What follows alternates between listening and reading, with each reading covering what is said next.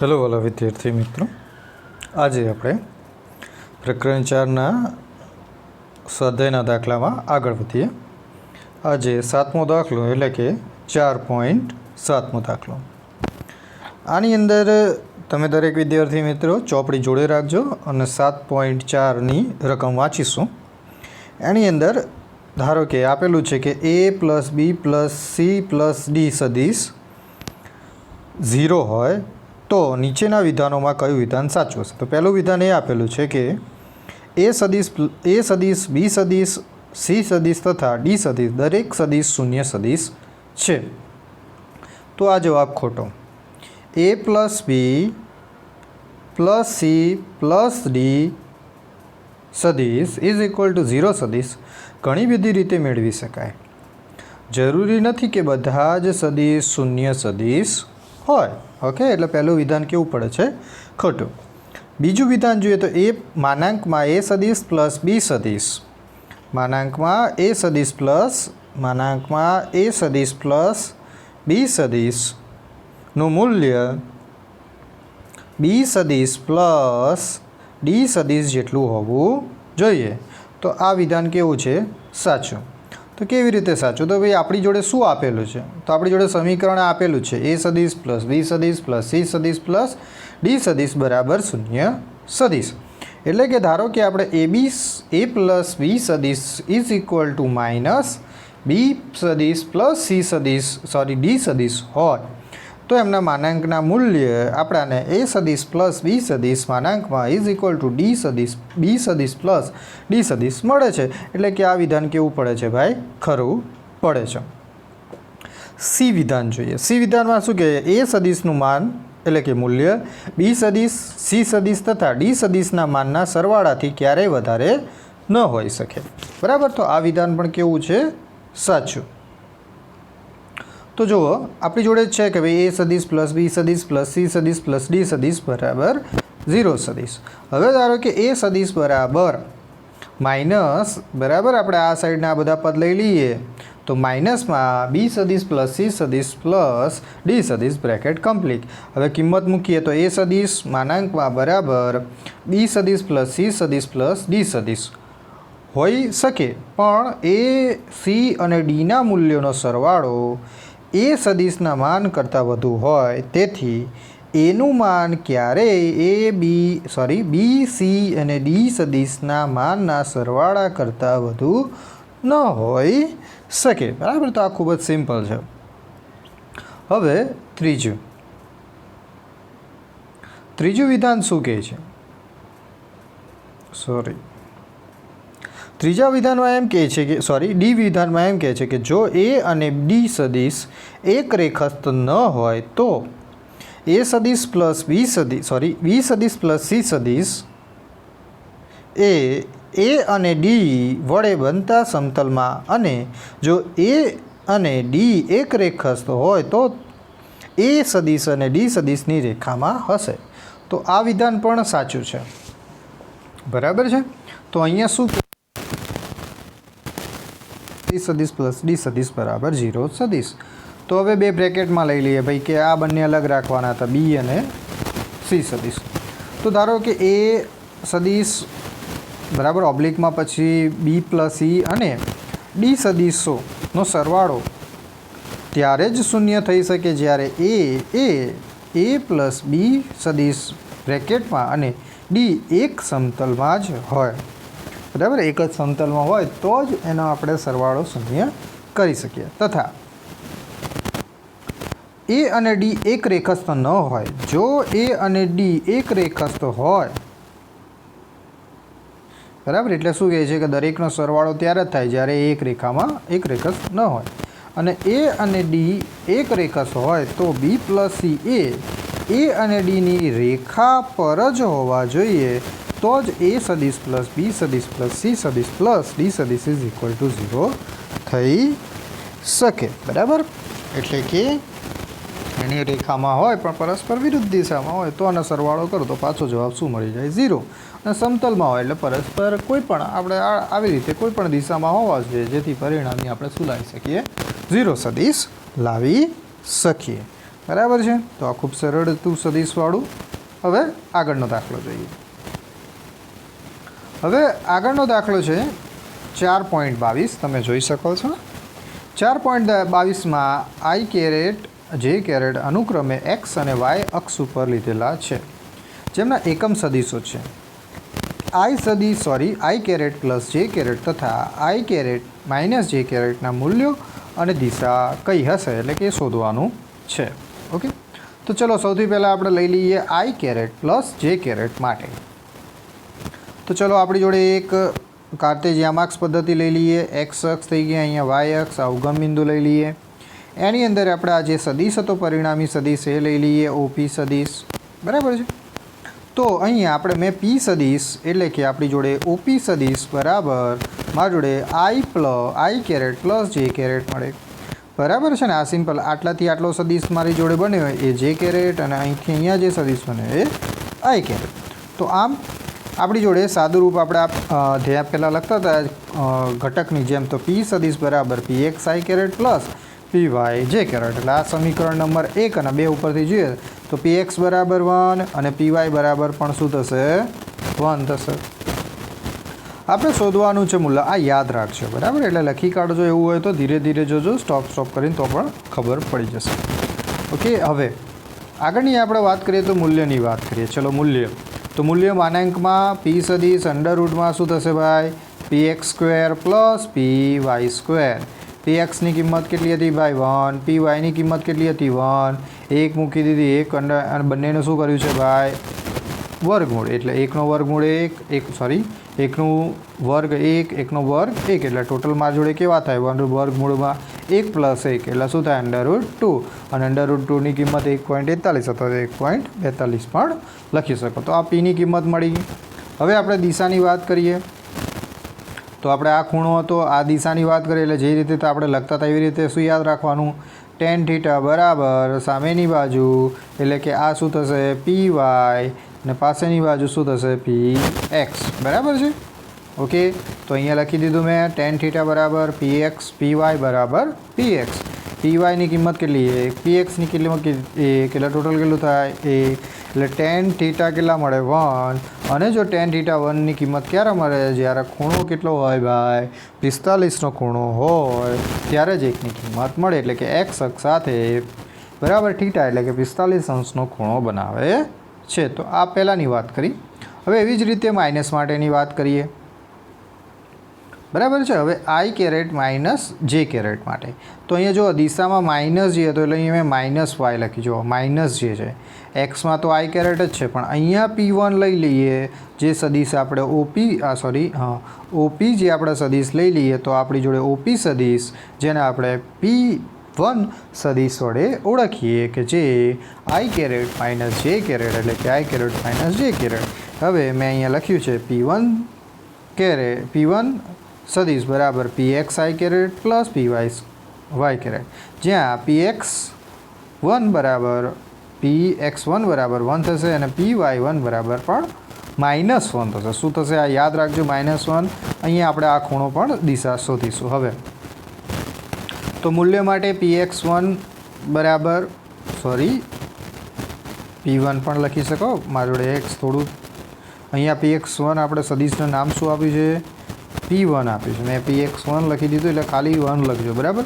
એટલે કે માનાંકમાં P1 સદિશ બરાબર અંડરરૂટમાં P1 square plus PY1 square. બંનેની કિંમત PYની કિંમત PXની કિંમત 1, PYની -1. પણ -1નો વર્ગ કરો એટલે જવાબ તો 1 જ મળે. એટલે પાછા આપણી જોડે અંડરરૂટમાં 1 + 1 એટલે શું થશે √2. √2 પાછા મળી ગયા. અહીંયા P1 છે એને તો માટે P1 સદિશનું જે માનાંકનું મૂલ્ય છે √2 એટલે કે 1.41 મળે છે. હવે દિશાની વાત કરવાની તો અહીંયા પણ સેમ, અહીંયા પણ આ જ ખૂણો શોધવાનો tan θ છે. એટલે અહીંયા શું થઈ જાય તો PY1 સામેની બાજુ અને પાસેની બાજુ આ થઈ જાય PX1. એટલે મારી જોડે તો એવી જ રીતે જવાબ આવે કે tan θ બરાબર PY1/PX1. એટલે જવાબમાં અહીંયા શું આવશે -1/1 એટલે જવાબ શું આવશે 1 એટલે જવાબ શું આવ્યો? tan થીટા બરાબર -1 એટલે કે થીટા બરાબર -45. કેટલો જવાબ આવશે? થીટા બરાબર -45. બરાબર. tan થીટા બરાબર py1/px1, py બરાબર 1 બરાબર -1 અને આ 1 એટલે જવાબ શું થયો? tan થીટા બરાબર -1 એટલે થીટા બરાબર -45 એટલે અહીંયા -45 આવે. આમ આપણે એક્સ અક્ષ સાથે લઈએ તો 360 એટલે કુલ રાઉન્ડ કેટલાનું થાય? 360.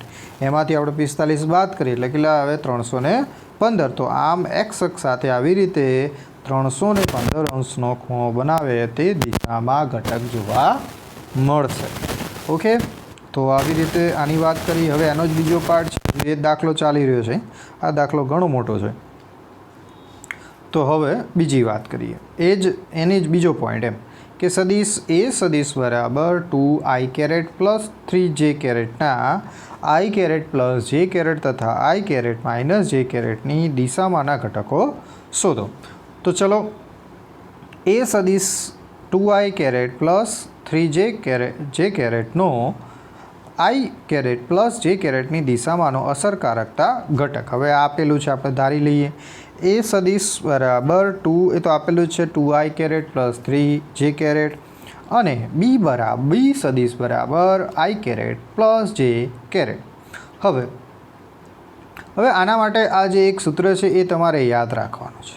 બરાબર. આપણે અહીંયા અદિશ ગુણાકાર લીધેલા છે. શું કરેલું છે? અદિશ ગુણાકાર. અદિશ ગુણાકારમાં cos થીટા આવશે, જેને આપણે ડોટ પ્રોડક્ટ તરીકે પણ ઓળખીએ છીએ. એટલે કે એ સદિશ ઇન્ટુ બી સદિશ. આ યાદ રાખવાનું છે, આગળ પણ ભણવામાં આવશે. અહીંયા આપણે એનું સૂત્ર ઉપયોગ કરીએ છીએ. બરાબર. એ ડોટ બી એટલે કે અદિશ ગુણાકાર કહેવાય. બરાબર. શું કહેવાય? એ ડોટ બી અદિશ ગુણાકાર.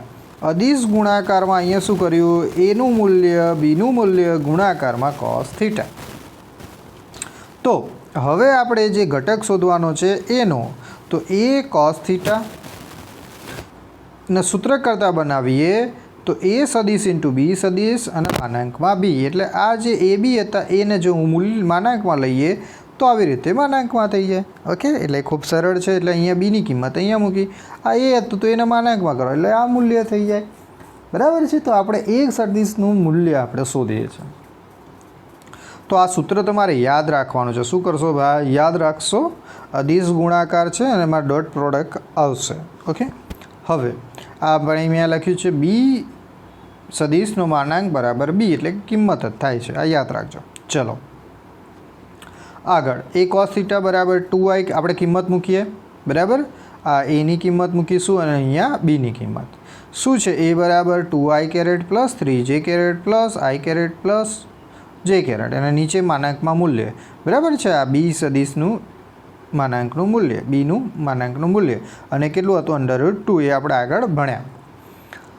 તો ચલો હવે આપણે ગુણાકાર કરીએ. 2i કેરેટનો ગુણાકાર કાઉન્સની બારમાં પહેલાં i સાથે થશે, એટલે એ પદ મેં અહીંયા પહેલું લખ્યું. ત્યારબાદ એનો ગુણાકાર j સાથે થશે, એટલે મેં એનું પદ હતું એ બીજું અહીંયા લખ્યું. આ ખાસ ધ્યાન રાખજો. હવે ત્રીજાની વાત કરીએ એટલે 3j કેરેટ હતો એ i કેરેટ સાથે, એટલે ત્રીજું પદ આ મૂક્યું.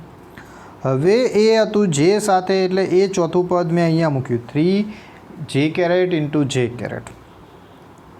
બરાબર છે. આ ખાસ ધ્યાન રાખજો ભાઈ, પાછા એવું કહેતા નહીં કે કેવી રીતે આવ્યું.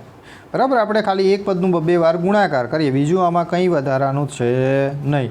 અને આની જે કિંમત હતી એ નીચે કિંમત આવી ગઈ. બરાબર છે. ખબર પડી ગઈ હશે. બરાબર. આનો ગુણાકાર પહેલાં, બરાબર, 2iનો ગુણાકાર i સાથે, પછી 2iનો ગુણાકાર j સાથે, 3gનો ગુણાકાર i સાથે, અને 3gનો ગુણાકાર j સાથે, j કેરેટ સાથે કરેલો છે, અને ભાગાકારમાં √2. બરાબર. હવે આગળ જઈએ.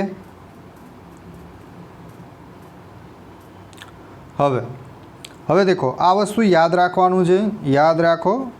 i ડોટ i એટલે 1, કારણ કે cos 0 થાય. cos 0 કેમ થાય? કારણ કે i એટલે કે x અક્ષ ઉપર જ બંને સદિશ એક જ અક્ષ ઉપર હોય એટલે ખૂણો 0 મળે. શું થાય? એક જ અક્ષ ઉપર બંને ઘટક હોય તો ખૂણો 0 બને, એટલા માટે ખૂણો 0 એટલે cos 0 બરાબર શું થાય? 1. એવી જ રીતે i ડોટ j અને j ડોટ i એ 0 થાય, કારણ કે એક્સ અક્ષ અને વાય અક્ષ બંને પરસ્પર એકબીજાને લંબ થાય એટલે cos 90 બરાબર 0 થાય. પણ જે ડોટ જે એટલે કે બંને વાય એક જ અક્ષ ઉપર હોય એટલે cos 0 એટલે cos 0 બરાબર 1 થાય. બરાબર છે. તો એવી રીતે આ બંનેની કિંમત જુઓ, આઈ ડોટ આઈ એટલે 1 થયો એટલે એની કિંમત ખાલી 2. આઈ ડોટ જે એટલે કે 0 થાય એટલે એની કિંમત મૂકી દીધી 0. જે ડોટ આઈ એની પણ કિંમત મૂકી 0. પણ જે ડોટ જે બરાબર 1 એટલે કે 3 કિંમત મૂકી દીધી. ભાગાકારમાં √3. તો આમ 2 + 0 + 0 + 3 એટલે 2 ને 3 કેટલા થઈ ગયા 5. નીચેના રીતે રૂપ આપ્યું. બરાબર છે. તો આ ખાસ ધ્યાન રાખજો. એટલે જવાબમાં શું મળ્યું, એ cos થીટાનું જે મૂલ્ય ઘટક હતું એ કેટલું મળ્યું 5 √2. ઓકે, આને આપણે સમીકરણ નામ આપી દીધું 2. બરાબર. હવે આગળ જઈએ. હજુ એ જ દાખલો ચાલી રહ્યો છે. બરાબર છે. હવે આઈ કેરેટ પ્લસ જે કેરેટ દિશામાંનો એકમ સદિશ એન કેરેટ લઈએ. તો એન કેરેટ બરાબર, હવે તમારે આ પણ સૂત્ર યાદ રાખવાનું ભાઈ કે એન કેરેટ બરાબર એ સદિશ એટલે કે અહીંયા આપણે બી લખીએ છીએ એટલે તમે લખી શકો કે બી સદિશ અને છેદમાં બી સદિશનું મૂલ્ય. આ સૂત્ર છે એકમ સદિશનું. તો આપણે એ જ કર્યું, એકમ સદિશનું અહીંયા મૂલ્ય મૂકી દીધું, સદિશ લઈ લીધો. એ આઈ કેરેટ પ્લસ જે કેરેટ અપોનમાં આઈ કેરેટ પ્લસ જે કેરેટનું માનાંકનું મૂલ્ય. તો ચલો એ આ જે મૂલ્ય હતું એ તો 1/√2 આવી ગયું અને આઈ પ્લસ જે પણ મૂકી દીધું એટલે આ સમીકરણ. પણ આપણે શોધવાનું શું હતું, એનો આઈ પ્લસ જેની દિશામાંનો અસરકારક ઘટક. એટલે ઘટક શોધવું હોય તો શું કરવું પડે, જે તે દિશામાંનું મૂલ્ય લેવું પડે અને એની દિશામાંનો એકમ સદિશ લેવો પડે. એટલે એની દિશામાંનો આઈ પ્લસ જેની દિશામાંનું મૂલ્ય અને તેની દિશામાંનો એકમ સદિશ એટલે કે આપણે જે શોધ્યું એન કેરેટ.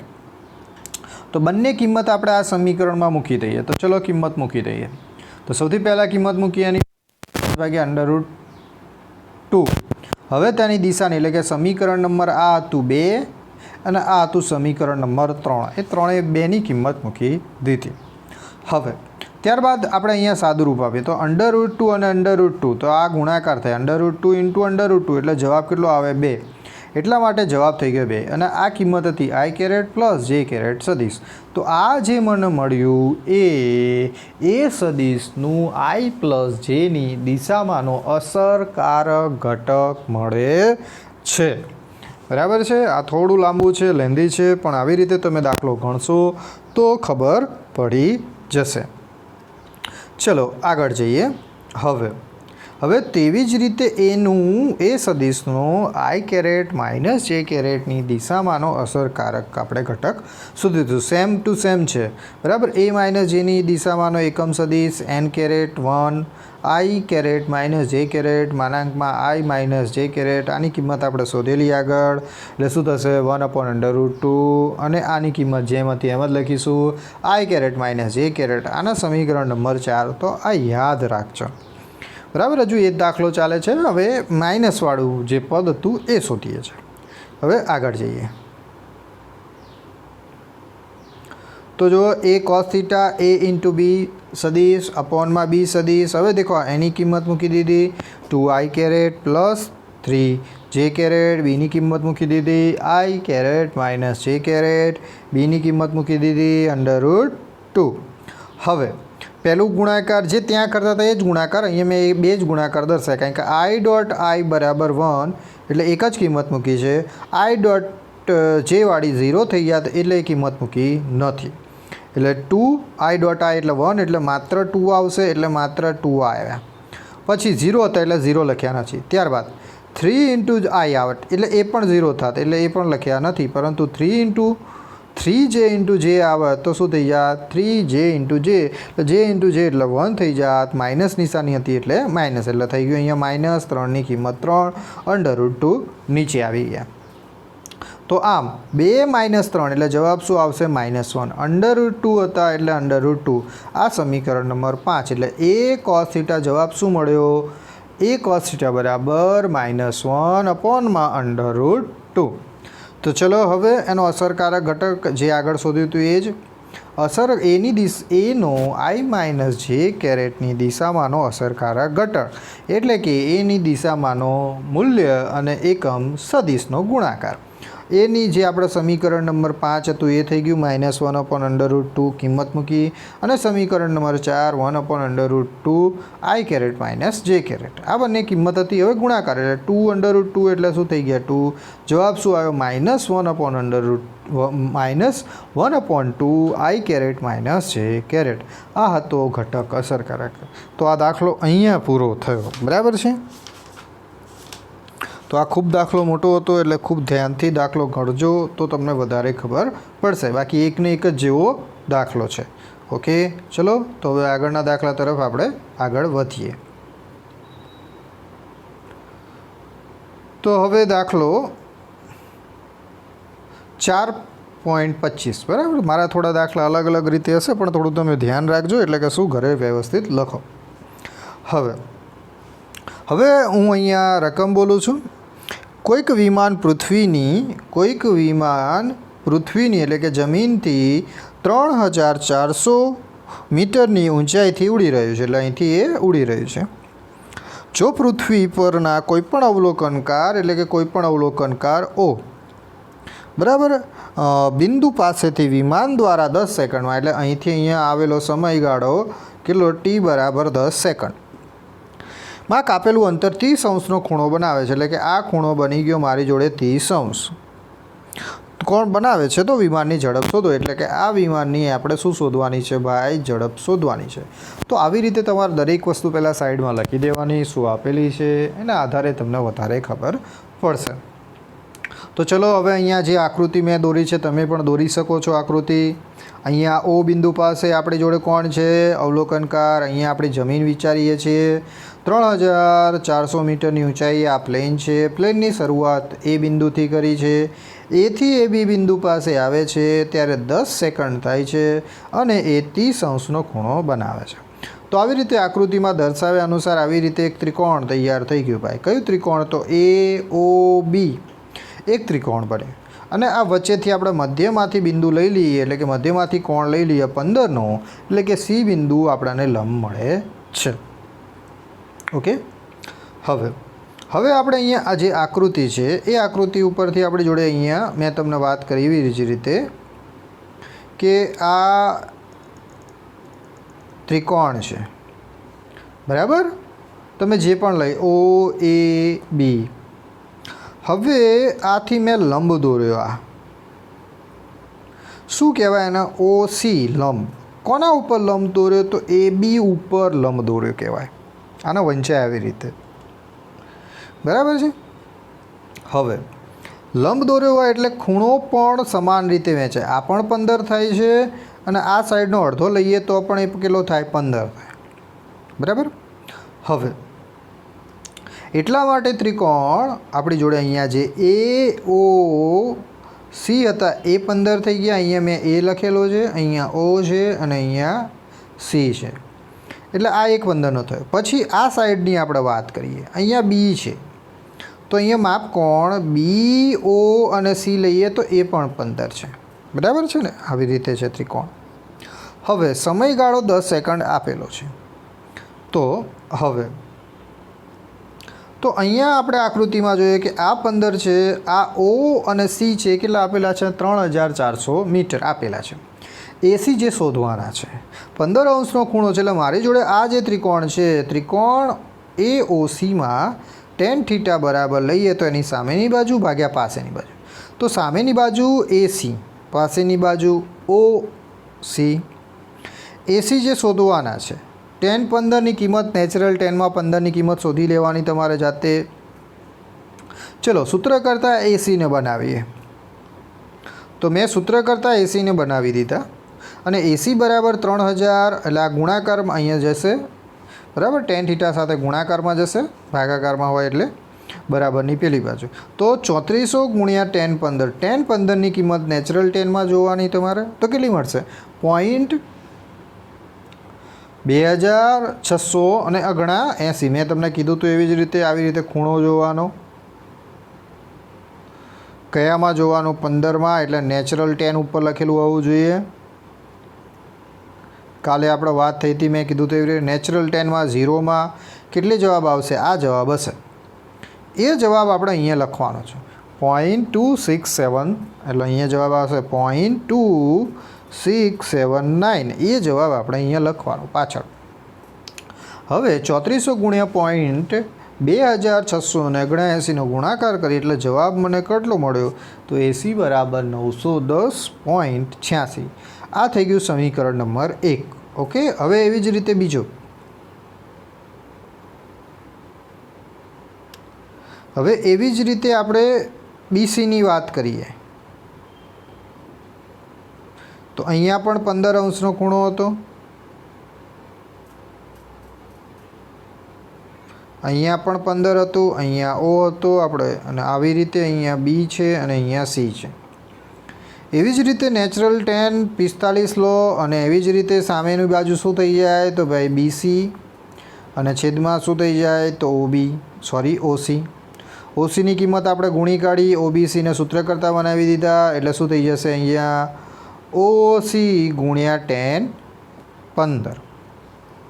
તો સેમ જ છે અહીંયા પણ, જો એ જ મૂક્યું 10 15ની જે કિંમત હતી એ જ, એટલે CB પણ મને કેટલા મળે? 910.86. એટલે શું થઈ જાય? AC બરાબર CB અને AB બરાબર AC પ્લસ BC.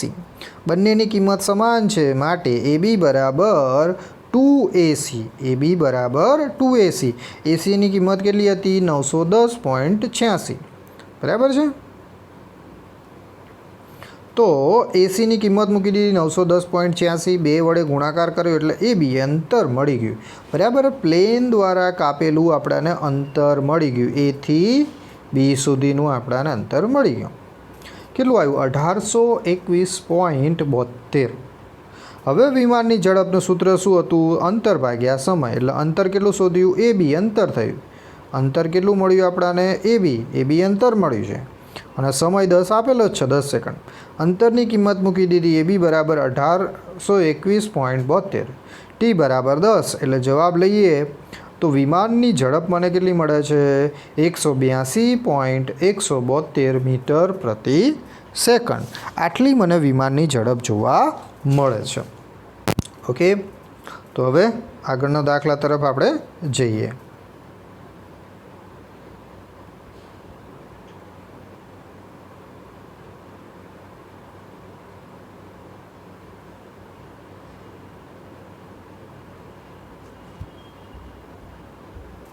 એક મિનિટ.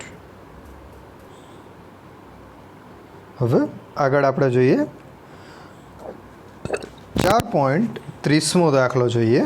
4.30મો એટલે કે 30મો દાખલો જોઈએ. એક ફાઇટર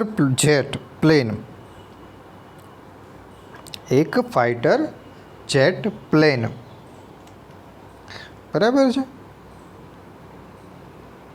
એટલે કે આ આપણી જોડે ફાઇટર જેટ પ્લેન 1.5 કિલોમીટર, એટલે કે આટલાથી 1.5 કિલોમીટર ઊંચાઈએથી 720 કિલોમીટર પ્રતિ અવરની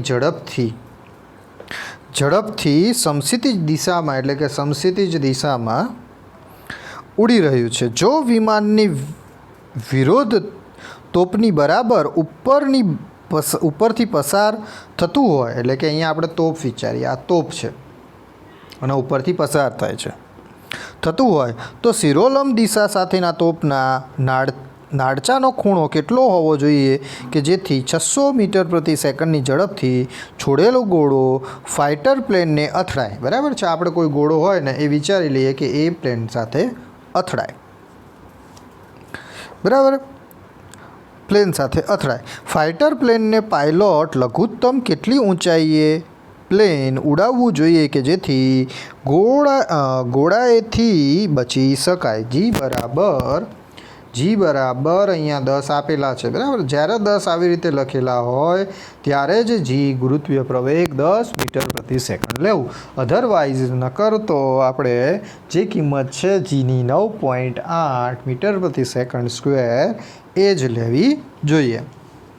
તો ચલો તમને ખબર પડી હશે કે અમારી જોડે વિમાન થઈ ગયું, જેટ પ્લેન છે, અહીંયા તોપ છે, ફાઇટ થઈ રહી છે એની ઉપરની દિશામાં છે, અને આ એનીથી બરાબર 600 મીટર પ્રતિ સેકન્ડની ઝડપથી પસાર થાય ને એનાથી આ પ્લેનને બચવાનું છે. તો એના માટેનું આપણે ઊંચાઈ શોધવાની છે કે બચે છે કે નહીં એ આપણે જોઈએ. ચલો તો દાખલો ગણીએ. હવે શું આપેલું હતું એ જોઈએ. તો વિમાનની અચળ ઝડપ વી એ આપણે ધારી લઈએ તો વીપી પણ ધારી શકો પ્લેન માટે.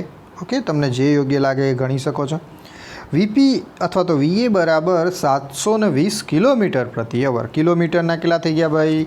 1000. અવરના સેકન્ડમાં કેટલા થઈ ગયા? 3600. તમે એનું બરાબર છે સાદું રૂપ આપી દો. બરાબર, 2 મીંડા અહીંયા ગયા, સોરી 1 મીંડો નહીં, 36 દુ 72 એટલે થઈ ગયા 200 મીટર પ્રતિ સેકન્ડ. તો આ થઈ ગઈ વિમાનની ઝડપ. સાદું રૂપ આપી દો. પછી તોપના નાળચામાંથી છોડેલી ગોળાની ઝડપ આપેલી છે 600 મીટર પ્રતિ સેકન્ડ. એને મેં નામ આપી દીધું વીએસ. તમે કોઈ પણ નામ આપી શકો છો. હવે આકૃતિ મેં સરળતા માટે અહીંયા દોરી છે કે ભાઈ અહીંથી આવી રીતે ખૂણો છે, આ પ્લેન ઉડી રહ્યું છે બરાબર, અને અહીંયા તોપ છે, ને આ દિશા સાથે આ કેટલા તોપનો ખૂણો છોડે છે એ આપણે શોધવાનું છે. ખૂણો જ્યાં થીટા બનાવતો હોય ત્યાં કોસ ઘટક આવે, ભલે વાય સાઇન થીટા હોય, પરંતુ અહીંયા વીએસ કોસ થીટા આવશે અને અહીંયા વીએસ સાઇન થીટા, એટલે કે સમક્ષિતિજ દિશામાં અહીંયા સાઇન ઘટક આવશે બરાબર. વીએક્સ એસ લો તો વીએસ સાઇન થીટા આવશે બરાબર છે.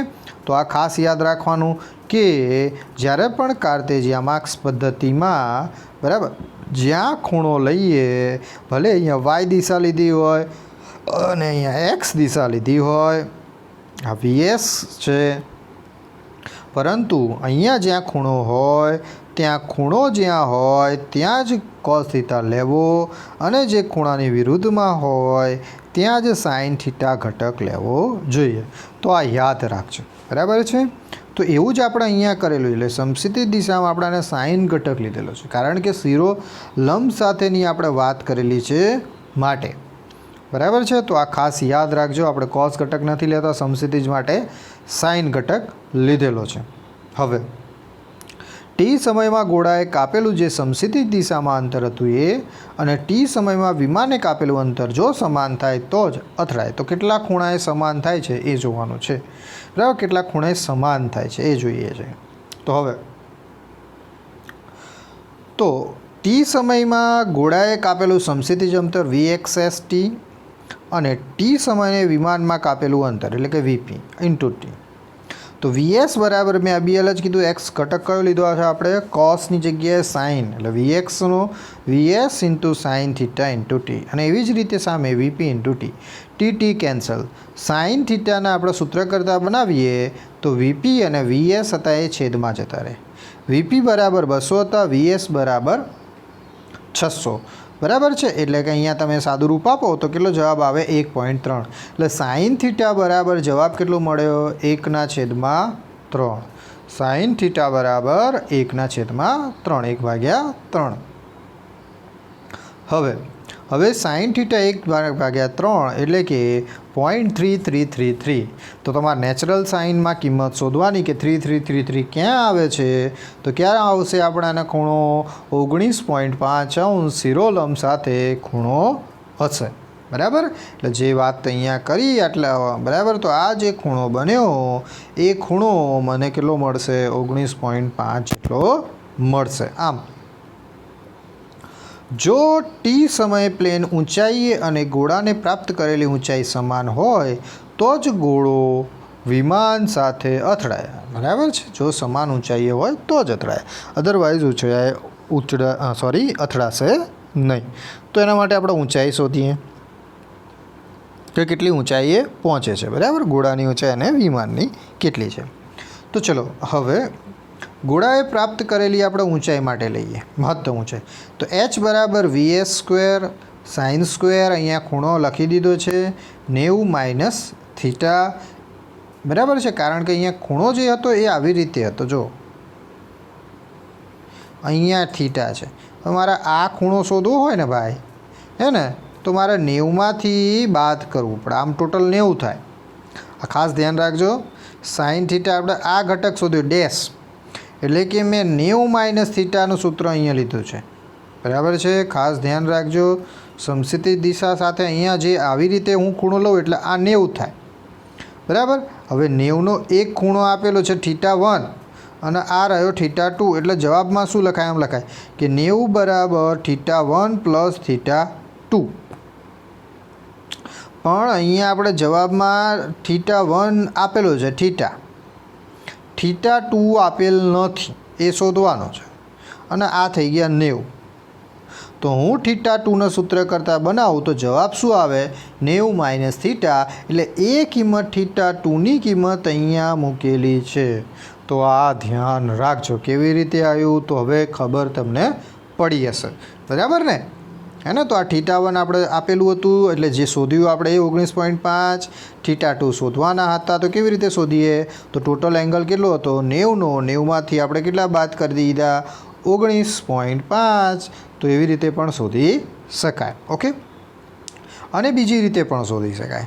તો જુઓ, હવે sin સ્ક્વેર 90 - θ upon 2, આ તો સૂત્ર જ હતું, યાદ હશે તો આવડશે. h બરાબર. હવે તમારે આ બીજું એક સૂત્ર યાદ રાખવાનું પાછું થયું કે sin 90 - θ બરાબર ભાઈ cos થાય. શું થાય? cos θ. બરાબર છે. આ યાદ રાખવાનું છે, સૂત્ર જ છે. બરાબર. તો આ સૂત્ર યાદ રાખજો. શું સૂત્ર યાદ રાખવાનું કીધું? sin θ સ્ક્વેર અથવા તો sin θ 90 - θ બરાબર cos θ થાય. એટલે એવું અહીંયા જ થયું, sin -90 - θ બરાબર શું થાય? cos θ. પણ ઉપર sin સ્ક્વેર છે એટલે પણ શું થશે? cos સ્ક્વેર થશે. બરાબર છે. આ સૂત્ર છે. સૂત્ર જે છે એ તમારે યાદ રાખવાનું છે. બરાબર. 90 sin 90 - θ બરાબર cos θ. આ સૂત્ર જે છે આ યાદ રાખવાનું છે. અહીંયા વર્ગ થયો એટલા માટે cos સ્ક્વેરનો પણ શું થશે? વર્ગ થશે. બરાબર. આ સૂત્ર યાદ રાખજો. ચલો, હવે આપણે આની કિંમત મૂકી દઈએ સમીકરણ અહીંયા 1માં. બરાબર છે. તો જુઓ, અહીંયા જે હતી એ કોસની કિંમત મૂકી દીધી. હવે વીએસ આપેલા છે, પણ કોસની કિંમત નથી આપી, એટલે એ શોધવી પડે. તો ચલો એ શોધીએ. તો હવે આ સૂત્ર છે આ પણ યાદ રાખવા. અહીંયા સૂત્રો બહુ આવશે, એટલે સૂત્રો એક લખીને સૂત્રો યાદ કરવા. બરાબર. 1 = sin square plus cos square θ. આ કદાચ ધોરણમાં આવતા હશે. તો હું cos સ્ક્વેર સૂત્રને સૂત્ર કરતાં બનાવું તો જવાબ શું થાય? 1 - sin સ્ક્વેર θ. હવે 1 sin સ્ક્વેર, પણ sin સ્ક્વેરની સમીકરણ નંબર એમાં કિંમત હતી sin θ બરાબર 1/3, એટલે 1/3. એ આપણે કિંમત મૂકી મેળવેલી. તો 1ની કિંમત અહીંયા sin θની કિંમત મૂકી 3. બરાબર. હવે સાદું રૂપ આપીએ. 1 તો 1 જ છે, પણ 1/3 હતો એટલે વર્ગ થશે, એટલે 1 માઇનસ એની જગ્યાએ 1/9. ચલો ભાગાકાર અને ગુણાકાર કરીએ. હવે લસા લઈએ તો 1 અહીંયા 9 × 1 એટલે 9 અને -1 એટલે 8. 8/9. બરાબર. આવી રીતે તમને સાદું રૂપ આપતા આવડવું જોઈએ. તો ચલો, cos સ્ક્વેર θ બરાબર 8/9. આ સમીકરણ નંબર 2. તો જુઓ, cos સ્ક્વેર θની કિંમત મળી ગઈ 8/9. cos સ્ક્વેર θની કિંમત મળી ગઈ 8/9. બરાબર. આ 2 વાર વિડીયો જોઈ લેશો તો પણ ખબર પડી જશે. હવે ચલો દરેકની કિંમત આપણે મૂકી દઈએ સૂત્રમાં. તો ચલો, સમીકરણ નંબર 1 અને 2ની કિંમત વીની કિંમત વીએસની કિંમત હતી 600 આપેલા હતા, એ મૂકી દીધા. cos સ્ક્વેરની કિંમત શોધી 8/9. 2 તો એની જગ્યાએ જી પણ 10 આપેલા હતા. સાદું રૂપ આપો એટલે કેટલો મળે? 16 ગુણ્યા એટલે 16,000 થાય. બરાબર. એટલે 16 ગુણ્યા 10⁻³ પણ મીટરમાં હતા. કિલોમીટરમાં કરીએ એટલે 1000ની જગ્યાએ આપણી જોડે કિલોમીટર થઈ ગયું. એટલે મારી જોડે મહત્તમ ઊંચાઈ કેટલી પ્રાપ્ત કરી શકે છે? એટલે કે ઊંચાઈ કેટલી પ્રાપ્ત કરી શકે છે? તો આ જે ગોળો હતો એ 16,000 કિલોમીટરની ઊંચાઈ પ્રાપ્ત કરે છે. જ્યારે વિમાન કેટલી મીટરની ઊંચાઈએ ઉડી રહ્યું હતું? વિમાનની ઊંચાઈ ખાલી 1.5 કિલોમીટરની ઊંચાઈ હતી. હવે બંને તો સમાન થતી નથી, એટલે કે ગોળો વિમાન સાથે અથડાશે નહીં. જો ઘોડાને વિમાન સાથે અથડાવવું હોય તો એની એક જ શરત છે કે સમાન સમયે બંનેની ઊંચાઈ એટલે કે ઘોડાની અને વિમાનની ઊંચાઈ કેવી હોવી જોઈએ? સમાન હોવી જોઈએ. અને બંનેની સમક્ષિતિજ ઝડપ પણ સમાન હોવી જોઈએ, તો જ તે એને અથડાય, અધરવાઇઝ એ એની સાથે અથડાશે નહીં. બરાબર છે? તો આજે આટલું રાખીએ, બીજું કાલે જોઈશું. ઓકે.